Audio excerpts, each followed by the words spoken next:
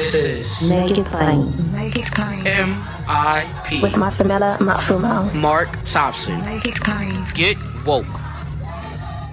This is your wake-up call. It is time to cut through the noise and show why participation in this election is critical. Vote or Else is here to ignite a movement that brings Black and brown communities together to tackle issues that matter most. They're uniting artists, activists, and everyday people to dive into real conversations others avoid. This isn't just another campaign. It's a call to action, a celebration of our voices, and a time to claim our power. Your voice matters, and sitting out is not an option. Vote or Else.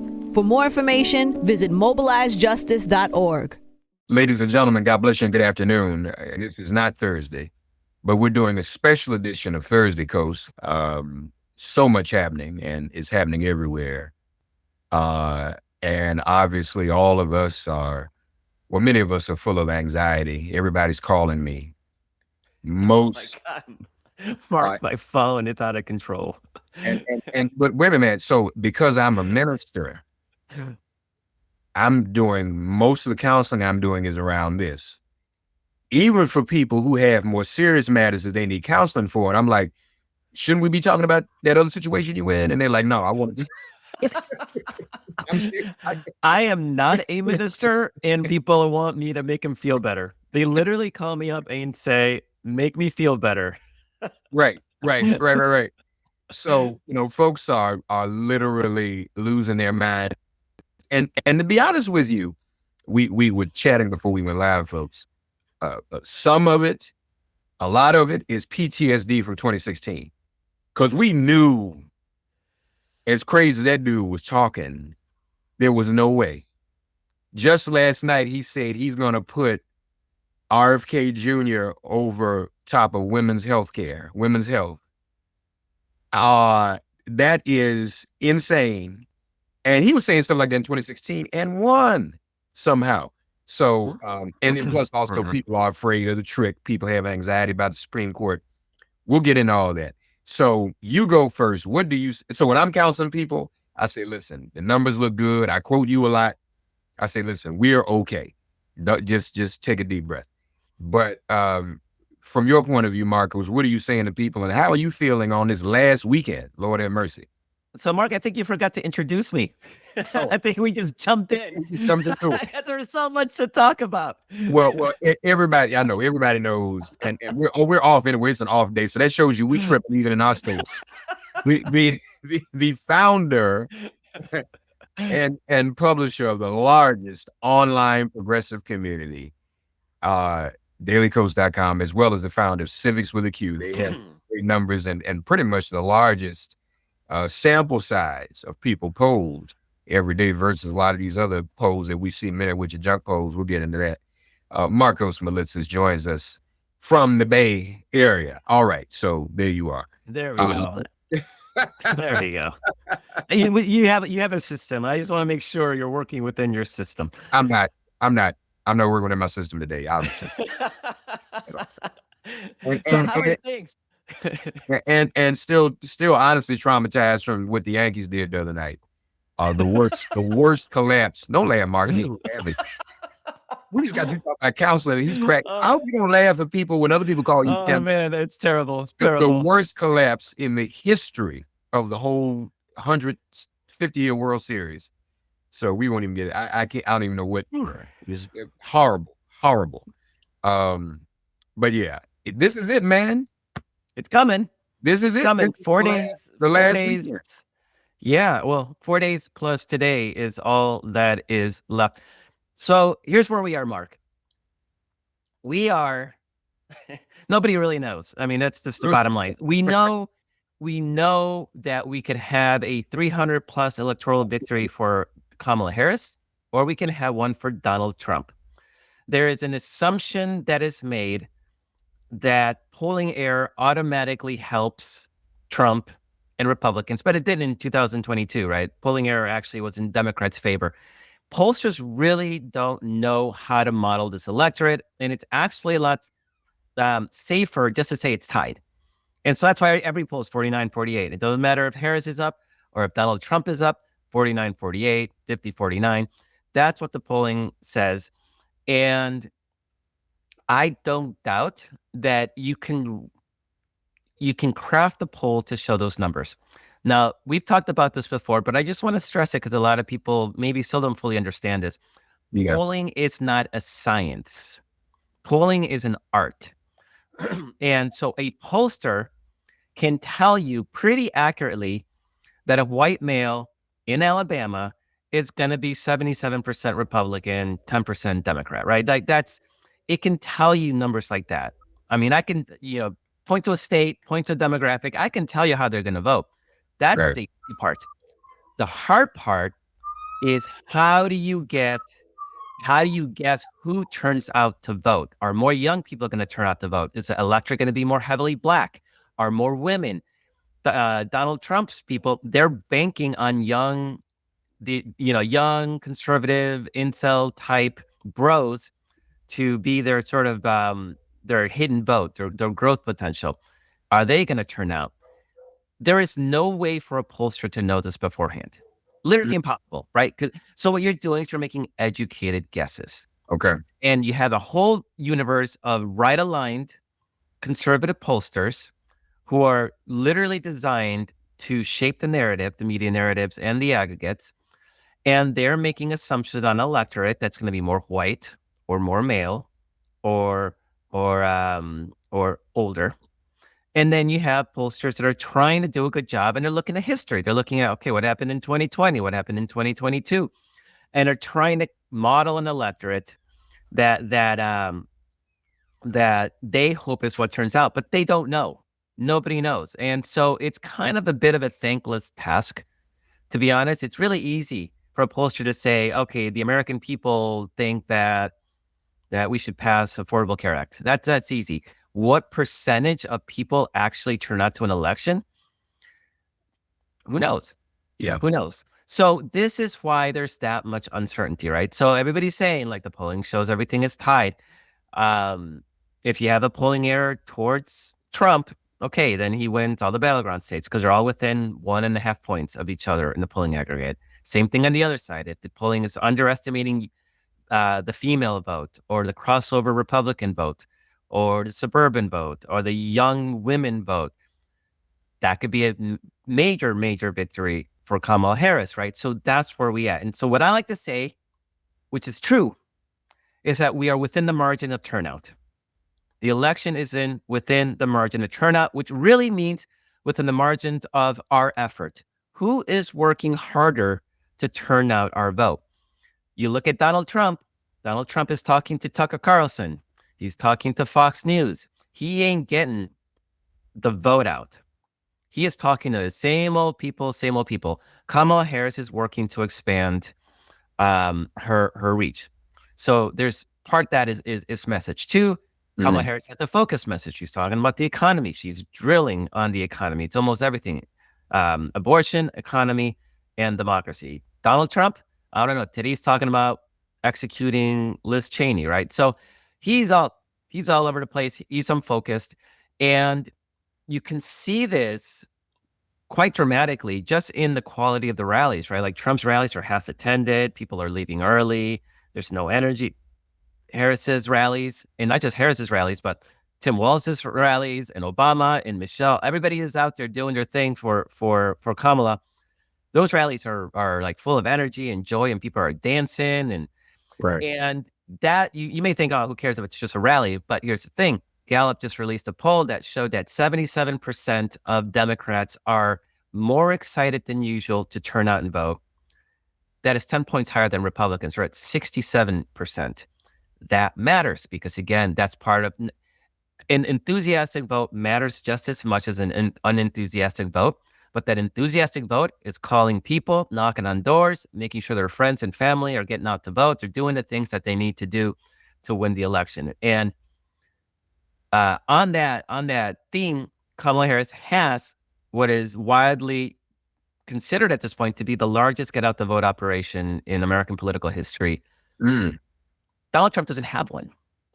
Literally does not have they fired their GOTV people. They were going to have Charlie Kirk do GOTV. He flamed out. He was unable to do it. So then Elon Musk, 5 weeks ago, came in and said, all right, I guess I'll take it up. You don't build a GOTV operation in 5 weeks. There's stories about how they have these young Black men knocking on doors, they're paying them. They're GOTV is not done by people who are just dropping lit, or like, you want people who actually care. That's why volunteers are the backbone of any GOTV operation, not a bunch of kids who don't care about the campaign and they're just trying to make some money. So they are not in a place of strength right now. They being the Republicans and Donald Trump. Whatever the polls say, the actual reality on the ground is where the energy is. It's all on our side, objectively. It's not cope, objective. Now, is the hidden Trump vote, these young bros, will they turn out and vote?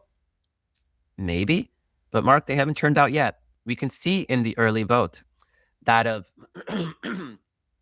all voters, early voters in the battleground states, only 1.5% of them are men 18 to 29. And of those, no, that's not true, 3%. And of those, half are Democrats, are registered Democrats. So only 1.5% of the entire early vote, and the early vote right now is half. Half the votes have been cast. 1.5%. They are about young men are about 8% of the overall population, 18 to 29. In 2020, there were 8% of the electorate were young men 18 to 29. Right now, young Republicans are 1.5%. They are dramatically underperforming. Now they're young. They may turn out on election day. Who knows, right? But Mark, we've been talking about elections for a long time. I've always said, if you're depending on young people to win an election, you're in real trouble. And historically, that has been Democrats. So it kind of feels kind of funny to me that so all of a sudden it is Republicans that are depending on the lowest turnout demographic. And I got to say, young women, they're showing up. They're showing up in the early vote. They're showing up in large numbers. These young men, I mean, they got nothing on the line, right? What are they fighting for? Only thing I can think of is stopping women from having governance bodies. But yeah, and I even think those young men don't care about that.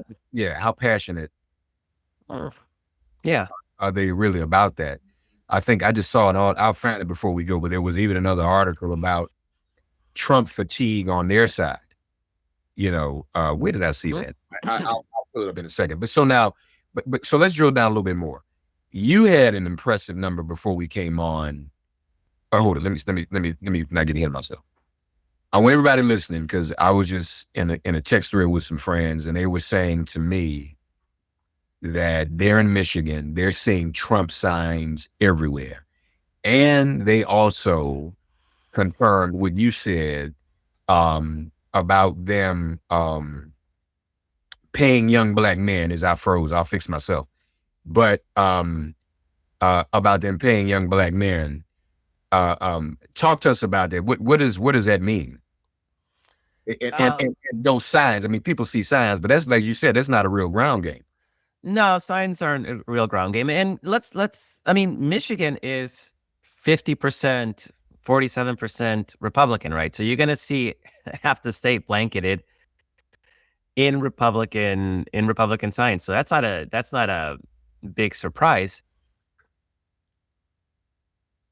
Oh, looks like I'm still live. Yeah, it's not a big surprise that Republicans are going to be heavily represented. But really what we're talking about on the ground game is the idea that Democrats are using volunteers, and those volunteers are motivated because they're true believers. They're active. They're Democrats. They're passionate. They want to see their team win. And Republicans never did the work of building that on their side, right? So Elon Musk comes in, and he's been told, oh, you got to knock on some doors. And so, okay, how are we going to knock on some doors? It's 4 or 5 weeks from the election. They don't have time to build a volunteer corps and build a tech infrastructure and all those things, because it just literally does not exist. So then Donald Trump or Elon Musk says, all right, we'll just hire canvassers. So they go out and they hire, just like they hire people to collect petition signatures or to fundraise for Greenpeace or whatever. You hire a bunch of people, and then you get them to go knock on doors and hand out literature, probably. I don't know what else you're doing. I mean, it's not like these kids can do. And Wired Magazine had a great article about how they're being mistreated, how they're being lied to, they're not being paid. I mean, it's a big cluster F. But so you have these kids that are supposedly the ground game, and that's not what a ground game is. It's basically Elon Musk just burning money, lighting money on fire. It's redistribution of wealth. I actually support that. Like, get some money out of Elon Musk's hands, and wherever else it may go, it's a better place. But there is no real sign of a actual broad-based ground game. Now, I will say that Republicans do have they're evangelicals. Like, those guys are doing their work in their community, but they're not out like knocking on doors beyond that, right? They're working their network, and that's a very powerful network, and they vote, and they don't care about the hypocrisy about supporting somebody like Donald Trump, who's just a moral degenerate. But beyond the Faith and Family Coalition, the evangelical base, like, it really isn't the ground game. And now, is that going to win or lose the election on its own? No, but if it's actually a 50-50 race, a ground game can be worth between 1 and 3 points. And usually they offset each other, but you don't have a Republican ground game to offset the Democratic one. That by itself, even if it's worth 1 point, if the race is actually tied 50-50, like the polls say, then that would be determinative. So when you look at just all these sort of individual factors, it really looks... everything's looking good for Kamala. So in Georgia, right, you have this ground game absolutely kicking ass. You alluded to something we had talked about earlier, so I'll just mention that now. You have a ground game that is firing in all cylinders, getting people out to vote. This is one of the most amazing statistics. In the Georgia early vote, 20% of the voters are first-time voters. 20%. A fifth of all early votes. And usually early votes, people who've just registered to vote, they don't necessarily generally vote early. They vote on election day. They're voting early. In 2020 in Georgia, 13% of all voters were first-time voters. So you had a massive influx. And most of that is probably going to be younger voters. It's going to be women who didn't vote before. Maybe there's a hidden trench of Trump voters that have come out of the woodwork that didn't activate the last 2 cycles. It's always in the realm of possibility, but I would be very, very, very surprised. And again, so you have all these factors. You look out at this data, you're going, like, in every battleground state, women are outperforming men by 10 points. It's 55-45 in every battleground state in the early vote. Women are fired up. Women at this point are a 60-40 Democratic constituency, right? So you look at all these numbers, and even these Republican women, I'm not quite convinced that all of them are going to be voting for Trump. I think there's a lot of Nikki Haley Republican women that are going to be crossing over. And in fact, the Washington Post just had a poll that said 1 in 8 women, Republican women, have voted secretly against what their husbands voted for. Mm. So, and no Democratic woman has to hide her vote from a Democratic man. It's not a thing, right? So, 1 in 8 women or 1 in 8 Republican women? 1 in 8. I just saw it before we came on, so I'd have to. Okay, I'll look for it. Okay, but I think it was 1 in 8 women, but I'm maybe misremembering the fine print. But you have all these factors. And so when I look at, like, okay, what are the factors that mean that we're going to, that decide who's going to win or lose the race? Like the polling, Kamala Harris has the very, very, very slight edge. The ground game is 100% Kamala Harris. Message discipline, the issues, very much Kamala Harris. So what is the argument for Donald Trump winning? And Mark, the only argument I can think of for Donald Trump winning, and it's a very powerful argument, I'm not going to lie, but the only argument I can think of Donald Trump winning is 2016 happened. That's it. So much had to go right for Donald Trump to win in 2016. Mm-hmm. And so does that exist now? Kamala Harris is not Hillary Clinton, doesn't have the baggage. There's no Comey letter. In fact, it's the opposite. Right now, it is Donald Trump who's having to deal with insulting Puerto Ricans and today, shooting, his fantasy about assassinating Liz Cheney. This is not the same environment. You don't have Democrats who are underestimating Trump, thinking that he's a big joke and nobody would ever vote for him. Like, now we are very aware of the challenge we have in this country, where half of us actually think it's acceptable for somebody like Donald Trump to be president. We're no longer wearing those blinders. Things are different now, and we are just quite simply out hustling them. So I am very confident that we're going to win on Tuesday, assuming that nobody lets a foot off the gas, that we all work hard all the way through the weekend. And then on Tuesday, if anybody's close to any battleground state, any battleground district, you're out there doing what you need to do to make sure that Kamala Harris and our endangered Senate Democrats, and in Texas and Florida, our Democratic challengers, in Nebraska, independent challenger, that they're all working hard to get the vote out for our people, because there's so much on the line, and we do have to out hustle them. Okay, so let's talk about. It is 1 in 8 women overall. Okay, 1 in 8 women, and it's interesting that people still have to vote secretly from their spouses. I guess that's the way some relationships are. The article also says 1 in 10 men have done the same. So some of y'all living with each other and doing interesting things. But I don't know. But let's talk about some specific states. You mentioned Georgia. That looks good. Michigan looks. Georgia's pretty tied. Georgia's tough. There's a lot of positive signs, but the turnout in the rural counties in Georgia right now are lagging. So we definitely need to see. Hopefully Sunday we get sold to the polls on Sunday, and we get that big turnout on Tuesday. So that's the one kind of worry right now in Georgia, because in the Atlanta area counties, looking good. It's the rural south. What is that? Southwest. The Southwest counties, rural Black counties. We need that turnout to gin up. Michigan is. Let me just let you know this. The weather forecast is 80 degrees Tuesday. Yes. It has not been that high since 2008. Wow. So just want everybody to know it's going to be nice. No, a lot of people come up with excuses. Weather, it's going to be beautiful in North Carolina. Everywhere, it's going to be beautiful day Tuesday. No excuse. Okay, go ahead. All right. So I'm going to lump in Michigan with Wisconsin and Pennsylvania. That's what everybody's calling the blue wall. And there's something happening in those upper Midwest states.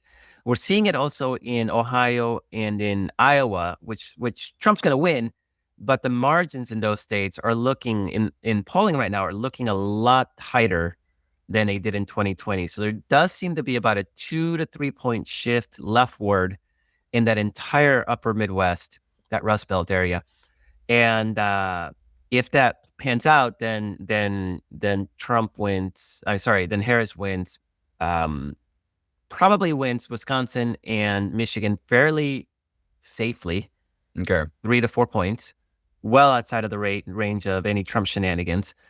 And in Pennsylvania, it's looking a little tighter, but I'm looking at Pennsylvania being 2 to 3 points Harris, which again would pull it out of the range of shenanigans. Those 3 states plus Omaha, which Harris is running away with it. She may win it by double digits. That right there is 270. So that's victory right there. Now, yeah. Go ahead. I'm sorry. Go ahead. No, finish. I'm sorry. No, and I'd say we want more states because we want to get it outside the range of Trump shenanigans, right? But those 3 states and Omaha is victory. And I'll even say that everybody's assuming that Trump is going to win. There's a congressional district in Maine that is right-leaning that everybody assumes Trump is going to win. I'm not making that assumption. At this point, the polling in that district for the House race is looking so good that I actually think that Harris may pull it off. And in that case, she'd be at 271 electoral votes. Now, okay, so that's That's important. That's good. So you had said that some time ago, you felt confident about Michigan and Wisconsin. Yeah. And then if that happened, she would need North Carolina, Georgia, Nevada, Arizona, any two of those states, and not need Pennsylvania. But you actually feel confident about Pennsylvania. I'm feeling pretty good about Pennsylvania. Trump has actually canceled events in Pennsylvania. He and JD Vance are doing 4 events in North Carolina this weekend. I don't think that's a good sign for him. It sounds to me like they're sort of giving up on PA and really heavily going all in on North Carolina. And I'm not quite sure I understand that math, but he's also spending time in Virginia. And yesterday Trump was in New Mexico. So he's not the most rational person. And it's clear that he calls the shots. Like his staff doesn't have any control over him. So how is she looking in North Carolina? North Carolina is by all indications, it's tied. And I would say there's a lot of people that are saying, oh, everybody's hurting mean like all the pollsters are saying it's a tied race, because then it doesn't matter who wins, right? Like you win either way because you said it's tied. I don't think it's hurting. I think it is actually tied. I mean, Trump won it by about a point last time. He won it in 2016 by 3, won it by 1 in 2020. And so it's trending leftward little by little. So there's that. And I actually think the hurricane devastating the rural West may be a real problem for them, because that's a big source of votes for them. And people were displaced. And Republicans have made it harder for those displaced voters to vote outside of their home districts. I mean, Democrats try to make it easier because that's what we try to do. We try to make voting easier. And Republicans, because they're so fixated on fictional voter fraud, they block that. And you have to assume a lot of those displaced people are out of state too. Yeah. Right. They may be in family in Kentucky and South Carolina and Virginia. So that itself may be worth half point. I mean, Republicans are so freaked out about it that what was that Freedom Caucus guy? One of the congressmen that represents out there was demanding that the legislature just grant North Carolina's electoral votes to Trump without even an election. Yeah, because those people displaced by the hurricane were being disenfranchised, he claimed. I mean, this is how crazy they are. So I feel good about North Carolina, but I actually do think if we win North Carolina, it's going to be by a sliver. I think either side, whoever wins it's not going to be by a lot. All right. And then Arizona and Nevada the early vote in Nevada is looking terrible for us. Like absolutely. Republicans are 5 points ahead. It could be that they've just shifted their election day vote to early vote, and our vote shifted to election day vote. Nobody knows. But right now it's not looking anywhere. That's probably our worst looking state. It's also the least important state of them. It's six electoral votes. The math is it would be a very funky situation where Nevada actually decides the situation. So if we can lose one of those states, it's Nevada. Arizona, I'd like to win. It's the polling is 50-50. I believe it because it was 50-50 in 2020. You know, Biden didn't win it by much. And I suspect we're going to see much of the same. And Arizona is kind of an interesting state because it's actually gained 40,000 Republicans from migration. California Republicans leaving California and moving to Arizona. And so they've actually gained Republicans just via migration. So got to offset that. And the way you offset that with Latinos who don't vote very well. And hopefully Ruben Gallego, who's running for Senate, is actually helping draw some of that Latino vote out. What about his race? Is he going to win? Yeah, he's going to win. All the polling shows him pretty comfortably winning. So it's a possibility Republicans in Arizona will split the ticket. Yeah, Yeah, we're seeing that in a lot of states where there's a handful. So we need that to happen in Texas for Colin Allred to have a chance. We need to see that happen in Florida. We're definitely going to see it in Maryland. I don't think it's going to affect at the end of the day, but I think the Republican Governor Hogan, who's running for Senate, is going to get more votes than Trump. He's going to lose, but so there is some ticket splitting. We definitely want to see it in Nebraska, where Trump is going to win by 15 points. So if the independent Dan Osborne, who would caucus with the Democrats, if he has any chance of winning, you're going to have to see a massive undervote in the Senate race and then ticket splitters as well. Yeah. You think voting isn't for you? Vote or Else is here to change that. Mobilize Justice is uniting artists, activists, and community leaders to tackle the issues we face every day. We're cutting through the noise, having real talks, and showing why your voice matters. It's about giving you the information you need to make an impact. This isn't just about an election. It's about bringing power to our communities. Our future depends on what we do next. Vote or Else. For more information, visit mobilizejustice.org. The House. How I like our chances. I like our chances in the House. And this is one of the things that is been really vexing as we look at polling, because if you look at district level polls in some of these House races, like this Maine 2nd congressional district, Democrats are doing really, really well. They're ahead in a lot of Republican districts, and so it's hard to see how the House polling is correct and the presidential polling is correct. And the House polling is you're looking at a smaller subset of people, right? But like in Iowa, right, you have Democrats doing really well in 2 Republican-held districts. If that's the case, the math indicates that Iowa should be a lot more blue than a lot less red than it actually is. And if that's the case, then, and that's just what I'm talking about, like in the Midwest, you're seeing sort of this 2-point shift to the left that is showing up in a lot of polls that may not be showing up on the last, just pick any random Michigan poll that says 49-49, right? Like there is a leftward shift. And if you look at some of the House districts in Michigan, same thing's happening. They look further left than the statewide totals would suggest. So there's a lot of sort of disparity between the House polls, a lot of the Senate polls, and the presidential polls. You just alluded, are people going to split their votes as much as people say they will? I mean, it would help us more often than not. Like Ohio is another one, right? We need people to split the votes so Sherrod Brown will survive. Montana, we need people to split votes. So let's hope there's a lot more split voters. But a lot of that polling is very confusing and seemingly contradictory. So we'll know in 4 days, Mark, which batch of polls was right. And because it's tough right now to really get a good handle on where things are. Yeah, this is. Do you remember us having this much anxiety in 2020? Yeah, it's because so much was on the line. So much, and again, it was the polls look good. Field was different because of COVID, right? But the polls look good, the messaging looked good. Trump was losing his mind.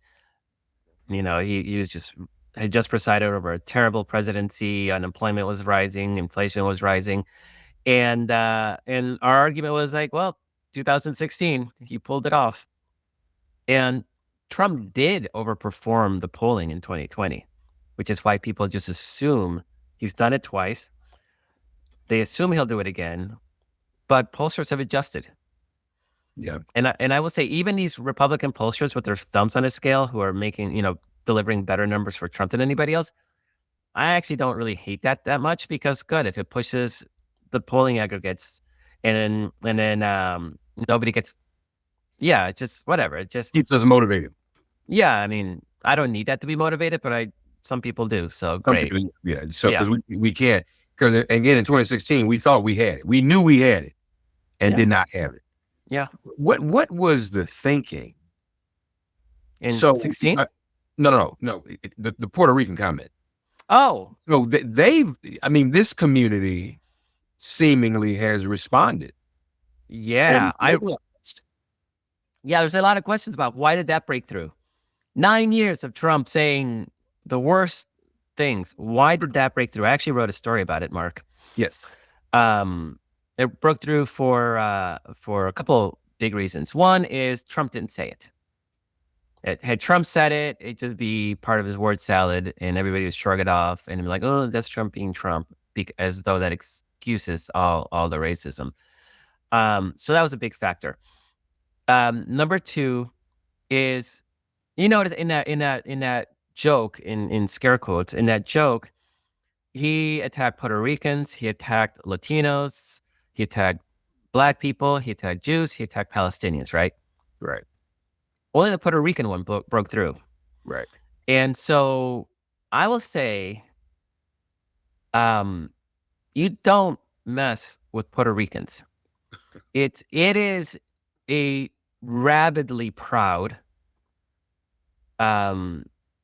very strong love for their Puerto Rican identity. And they're different than other Latinos in a very crucial way. And that is that most Latino communities, it's an immigrant community, obviously. I mean, obviously there's Latinos in New Mexico that have been here since the time of the Spaniards. But generally speaking, it's a very young immigrant community. Most of us come from regions, we're here because of oppression and repression. Places where being politically active meant you were murdered. These communities are also very heavily undocumented, right? So there's a ethos of keep your head down, don't make noise. If you don't make a scene, they will leave you alone. Puerto Ricans don't have that. They don't need it. They're American citizens. They can come and go to the mainland whenever they want. So they don't have that fear of having their community attacked or deported or targeted. And you see it even like, oh, and if you quiet, and they have to be quiet because of it. They're not suppressed. Yeah, exactly. And you even see it like, for those of you who are old enough, like Seinfeld, when they had the episode on Seinfeld where they're making fun of the Puerto Rican Pride Parade, right? And it was like massive protests of NBC at the like Puerto Rican community. You don't fuck with the Puerto Rican community, and that's what this guy did. And so then you look at the quality of their other stars, right? J-Lo and Bad Bunny and yeah, you just down the list, Luis Fonsi, and like it's massive, right? So I was watching the rally, and as soon as he said that, like everything else, he's talking about Black people and carving watermelons and all these fucking racist jokes. The Puerto Rican stuff, I was like, that one's landing. I wrote a story right away because I was like, this is it. This is gonna hit. Like they have no idea how this is gonna hit. And it was really funny seeing these white conservatives being like, "Oh, this story's dead," while on the other hand, like for the entire week, it was the top story in Univision, on Telemundo, and all the Spanish language newspapers. It was literally the top story. There was even a story about this Latina Puerto Rican in Georgia who voted for Trump, who went back to the polling place and demanded to get her ballot back so she can cast a different vote. It's like, no, that's not how it works. And they had Nicky Jam, who's a reggaeton star who endorsed Trump and was on a rally. And it was funny because Trump said, "Oh, yeah, you guys know Nicky Jam? She's really hot." And this dude walks up. Dude, right, I remember that. Right, it was a dude. Yeah, Nicky Jam is a dude. He's a rapper, reggaeton star, and he just unendorsed Trump and endorsed Kamala Harris, right? So it's a major thing. There are enough Puerto Ricans in all the battleground states. It was, I don't have numbers in front of me, but I think it's 400,000 in Philadelphia alone. That's right. It's over almost 100,000 in Georgia. They're in Madison and Milwaukee. They're in Michigan and Detroit. Like and Trump can't apologize, right? So his whole response: "I don't know that guy. I don't know who brought him in. I have nothing to do with him." Well, you had something to do with him. He was at your rally, but he's incapable of saying like, "Yeah, that was awful." Like, right. That does not represent me. I love Puerto Ricans. I throw paper towels at you. Like, I love you all. But he can't do that. Like, he cannot. Like, he is constitutionally incapable of apologizing. And so that helped fuel the story as well, because his campaign set does not reflect the campaign, and everybody's like, okay, great, let's hear Trump say it. And everybody knew Trump was never going to say it. No. And then you had, which Democrats do it too much, but Republicans had to in this case, is when they start criticizing. Like when the press loves like party on party violence. So Rick Scott, who has over 1 million Puerto Ricans in Florida, I mean, he's already like, the Haitian community is already pissed off and agitated. Now you got Puerto Ricans in Florida. He's got over 1 million of them in Florida. And he had to come out and say like, yeah, I that was messed up. I disagree with that. Right. And then you had a bunch of Republican House members who are also in districts with large Puerto Rican communities. So they had to come out. So once it became a Republican criticizes Republican story, that also provided fuel for the story. And finally, and this doesn't happen enough, Mark, Kamala Harris called a press conference and called it out. Yep, she sure did. Like there's so many times where we're like, why isn't the press covering this? And it's because Democrats don't do it, right? Don't say anything. Like Trump is always like, that's why people are like, Trump said this. What do you think about that? And like, oh, well, Trump is setting the agenda. And it's true, but she can do that too. Democrats can also criticize. So then the press goes to Donald Trump and say, well, Kamala Harris says this. What do you think about that? And we, for whatever reason, Democrats don't like to do that. We just assume that the media is going to pick up on these issues because it's the right thing to do. And then they don't, because they're being like, they just want to be told what to cover. Like no one actually had to do it on their own, because then it's biased. Like if they pick up a theme, no, we're being biased. But if they're saying Kamala Harris said this, then they're just reporting the news. There needs to be more of that. So Puerto Rico, unlike this, so Puerto Rico and the other territories, which include Guam, the U.S. Virgin Islands folks, and the Northern Mariana Islands, do not have electoral votes because they are in American Samoa. They're residents of U.S. nationals rather than citizens, but they can't vote. Now in the District of Columbia, the 23rd Amendment in 1961 is the only so-called territory that has electoral votes. Now, we've been fighting for DC statehood. Some have advocated for Puerto Rican statehood. If it was up to me, get sworn in on January 20th at noon. As soon as you take your hand off the Bible, skip the speech, go in the chamber, and admit District of Columbia, Puerto Rico, Guam, the Virgin Islands, and Northern Mariana, and American Samoa, all as states. Now, Marcos and I usually say two of them, DC and Puerto Rico. But I'm like, what the hell? Let's do it all for everybody, and then it'll really be a wrap. And everybody will get 2 senators. And Samoa would be Republican. Just want American Samoa. It's not as if we're gonna play. Yeah, it's not exactly that easy. But absolutely Puerto Rico, or definitely DC. And I suspect it actually will happen if we can hold the Senate. If we perform this miracle and hold the Senate, then I think DC statehood is a wrap. Puerto Rico, they're having a referendum on Tuesday on statehood. Another one? Yeah, but this one, I mean, they're all sort of. This one is an up and down on statehood. Okay, because So in the past, they had 3 things on the ballot: status quo, statehood, and independence. And what happens is independence and statehood compete with each other. Together, they're the majority always. People vote for either independence or statehood. But if it's straight up and down statehood, that'll be interesting. Yeah, and last time it was boycotted by one of the sides for reasons that I don't even remember. But this is the first one where it's like, we're taking this seriously. Everybody's taking it seriously. And obviously they don't get to say, but I always like to say Puerto Rico statehood if they want it. Like, let's just make Right, sure right. that this is a colonial world. Like, they get to decide if they want to be a state. But if they say yes, and they probably will, I suspect, then Especially absolutely. now. Especially now. Yeah. They want to be a state now so they can kick Donald Trump. Like, Absolutely.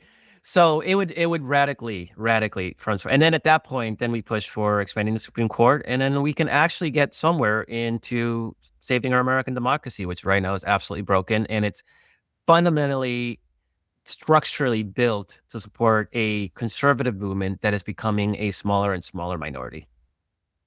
the Supreme Court, to your point, is broken, perhaps irrevocably. I mean, I never thought, and this, maybe I'm late to the party, but I was reading Elie Mystal's piece in the Nation, folks, where he reveals, Trump says, we got a secret, we got a big secret, we won't tell you about it.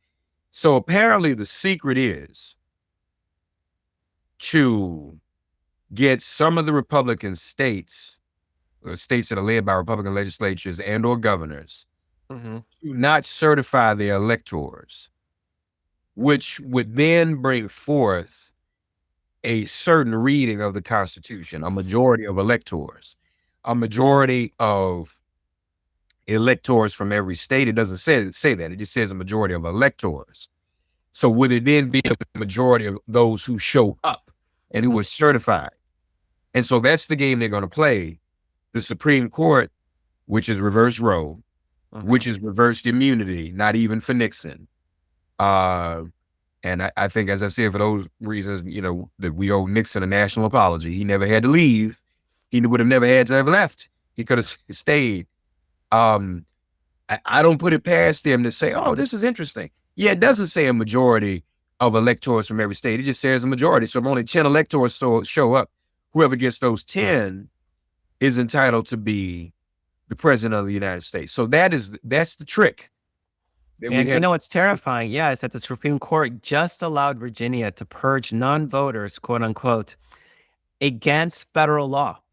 Federal law says you can't do that 90 days from an election. The Supreme Court just allowed it to happen without even bothering to explain the reason why. Shadow docket. They're not even pretending, because there's no way you justify that. This is a court that claims that they're going to be all about, you know, deference to the legislature, and the legislature could not be more clear. And without any comment, they just allowed that purge that objectively, admittedly, has caught up actual citizens and people that should be allowed to vote.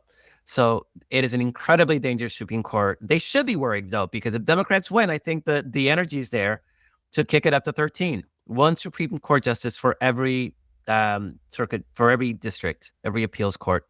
But there's 13. When there was 9 appeals courts. Now there's 13. There should be 13 judges.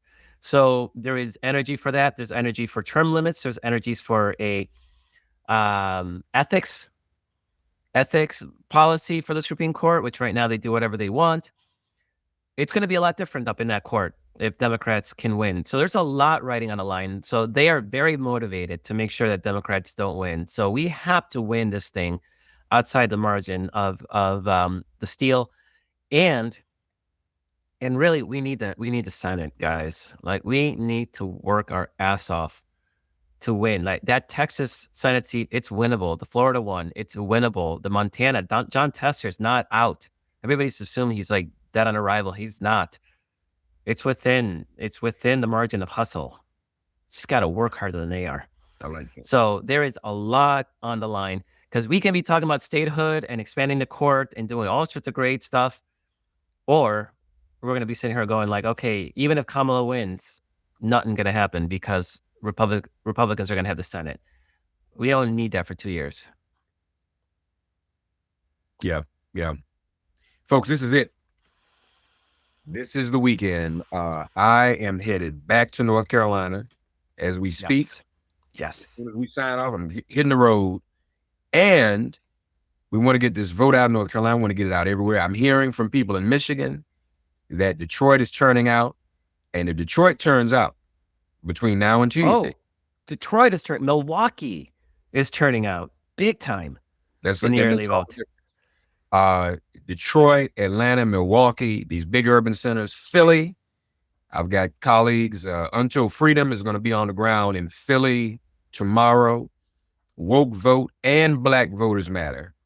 I'll be joining Black Voters Matter on the ground in Durham tomorrow and Wilmington Sunday. Woke Vote and Black Voters Matter on the ground in North Carolina. So everybody's Black Voters Matter obviously is also in their home base in Georgia. Nice, nice, So, nice. so people are getting as mobilized. I think J-Lo hit at just the right time. Hearing from her, and you're right, the Puerto Ricans do have a lot of pride. So folks, Mark, I don't know if you saw, but the Mehdi Hassan clip where on CNN where he was, that I was seeing a lot of Muslim Americans and Arab Americans were saying that was their Puerto Rico, or that was spreading like wildfire, and suddenly people were deciding to vote for Harris too. So there is a lot of last minute realization what the stakes are, and got to work hard, guys. You feeling nervous about the election? Make some calls. Feeling nervous? Go to a battleground state near you, battleground district, nearest campaign office. Just volunteer. Do the work you need to do. You can do something. I'm really not feeling nervous. For some reason, I feel very confident. I just do. I feel very faithful about it. It's just so much positivity out here. I'm even more than I think we saw Hillary Clinton. And again, the difference is, what do we always say? Once bitten, twice shy. Yeah. So, people know what happened in 2016. Most of the people voting do. Even the young people who were just voting for the first time, they were around, but they get it. Oh, Mark, I don't know if you know this, but the grab him by the pussy clip is viral on TikTok right now. Oh, it is? Yeah, the Zoomers have discovered it, and it's spreading like wildfire. Good. That needs it. So here's an article, Franklin 4 in the Atlantic, how the Trump resistance gave up. This year is nothing like 2020, and a collective sense of resignation might make all the difference. So there may not be all that's there that they hope to be there. Women have decided favorably every election since the overturning of Roe. We should keep it this way. Women, if you all do everything you need to do, white women especially. No, white women. White women. We know what black women gonna do. Yeah, no, they got it. Nothing else gonna do. Latina women, Latinas got it too. Like they know what's up. White women. J-Lo was strong last night, got emotional as a matter of fact. This is it. Yeah. This is it, y'all. Otherwise, and all those white women, you don't need to let your husband know who you voted for. You can lie. Yeah. You don't have to. Yeah. You're same for your daughters. We know when this is a real shot to have every other civilized, industrialized, modernized country in the world, even some who we consider less civilized and modernized than ours, have elected women. It's no thing. Pakistan. Yes. I mean, Muslim countries who, no, it's okay. It's no thing. But here it's like, so this is your opportunity, and then everything changes. Everything changes. January 20th. Now here's something interesting. This would be kind of hip, as a matter of fact. Probably won't go down this way. What if it was reversed for a change? We've had many Democrats win the popular and lose electoral. Bush, Clinton. I'm sorry, Gore versus Bush, and then Clinton versus Trump. What if Kamala Harris wins the electoral and he wins the popular? Now, let me tell you what would happen. This is my prediction. If that were to happen, that November 5th, November 6th, they would abolish the Electoral College, which is what we want. That'd be great. That's the Marcos' secret. We got a secret. We all got secret. So that'd be our little secret. Yeah, don't worry about that. Yeah. Oh, that's terrible. Oh, yes. All right, that's on California. We gotta ship them a couple million votes in California. That's right. So if that were to happen, that would be a great thing. Marcos, the next time we talk, it will be election night. Yeah. Folks, share this video that you're watching that we're streaming live with for anybody who's having issues. Tell them to watch. The way you deal with your condition is to get out and do the work. Just do the work. And if you're busy, if you stay busy, then you don't worry as much. You know, there's some truth to the old saying, idle hands are the devil's workshop. So don't let the devil increase your scrolling on Twitter or whatever. That's not going to help us win. So let's do the work. So folks, contact KamalaHarris.com, contact any number of places. I'm sure there are even links on Daily Kos where you can volunteer. Black Church PAC, Woke Vote, Until Freedom, Black Voters Matter. Move on. Poor People's Campaign. These are all of our friends that are giving people an opportunity to do text messaging, phone banking. What you doing tonight? You can have a game on the television and still be working the phones. Multitask through the rest of the weekend. All right? Please, man. Please, sir. Please do it. And again, tell your friends. Try to get 2 or 3 people to go to the polls with you on Tuesday. So you're going to need a ride, you know. And some of you need to just go on and take off work Tuesday. You know the line's going to be long. Put in for a day off. Take the day. Go vote. Help others. Get inside. All of that. Marcos, thank you, buddy. This is it. DailyKos.com. Follow ongoing election coverage there. Stay tuned. All these social media. Also vote early if you can. If you still can.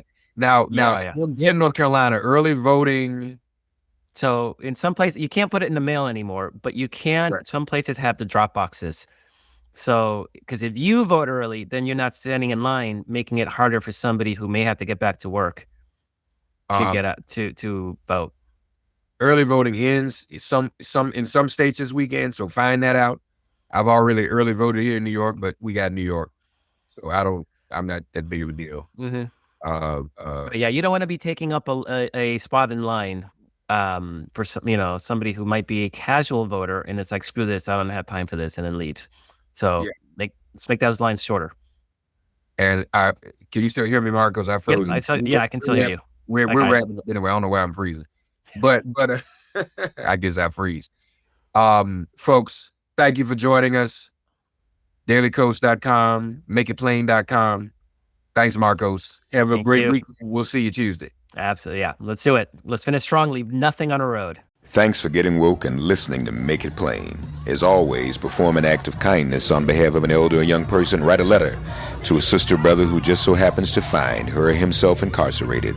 Offer libations to the ancestors upon whose sturdy shoulders we all now stand. And above all, give thanks to the God of your understanding by whatever name you call her and him. All God asks of us is that we give each other love. Thanks for giving MIP love.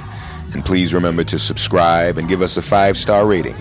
If all hearts and minds are clear, it has been made plain.